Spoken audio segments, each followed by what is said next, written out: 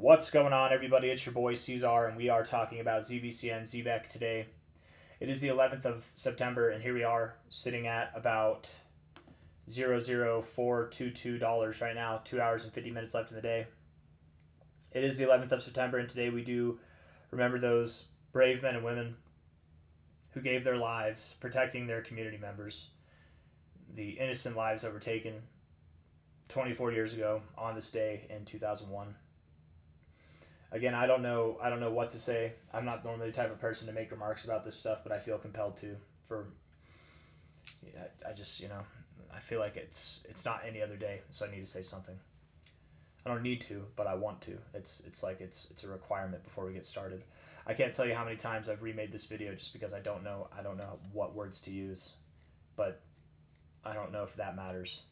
Anyways, let's get started, okay? Here we are at $0.04224 right now. 2 hours and 50 minutes left in the day. If we're looking at this from an overall high to an overall low here, the thought is that we would see a 1, 2, 3, 4, 5-legged correction. But again, typically wave 4 does not interact with wave 1. If this was wave 1 and it was 1, 2, 3, you would not interact with wave 1. So if this were to be a 5-legged correction, technically this move invalidates that, which is a very bullish thing. It's very possible at this point in time, you guys, that was the low for ZBCN. And I know that we've talked about this before as it being the low, but I've largely talked about the idea of going down to 0033 to 003 itself, somewhere in that zone right there, just a little bit lower. That still could happen. But with the fact that Bitcoin here is looking to validate its low today, we only have 2 hours, 50 minutes left, I think it's time to call a spade a spade. I think this is the low. I think we have found our low, and I don't believe that we're going lower.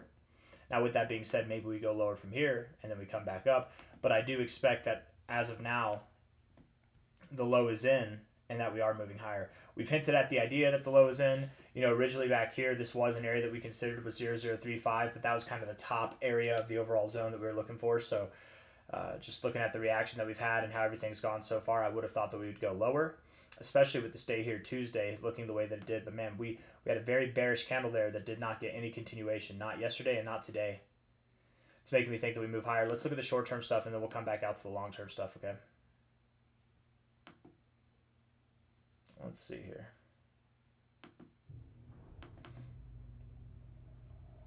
In a bit of a horizontal channel now on the 1 hour time frame since yesterday, the 10th there. We do have a bit of bullish not bullish divergence, just double bottom there in the stochastics. Hidden bullish divergence on the RSI with lower lows in the RSI, higher lows in the price.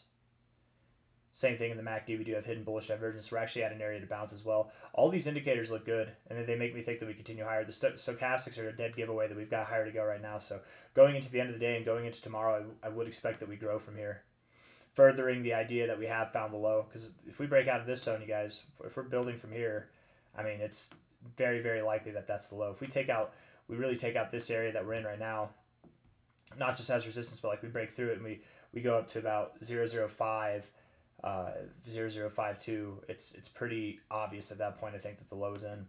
Looking at this here at the 4 hour time frame, the RSI does look productive. We do have higher lows throughout here and higher highs as well, looking like we want to get back into the overbought zone. That's nice to see. We did have bearish divergence at the top, and typically that does allow us to get out of these uptrends, but I don't know if we're going to. I think that we've got more to go.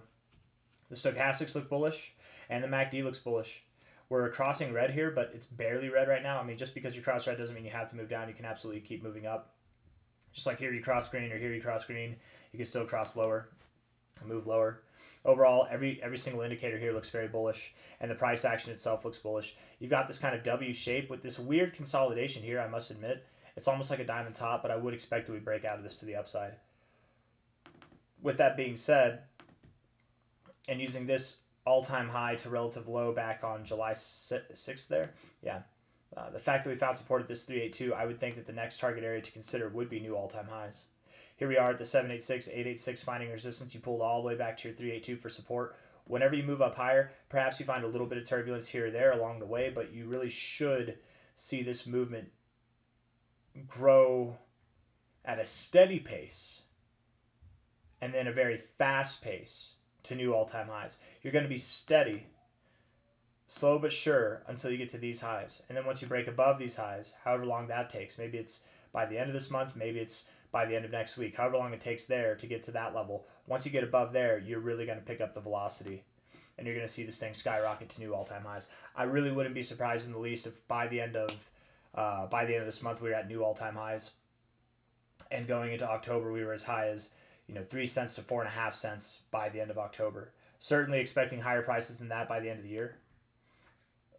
That's the overall expectation there.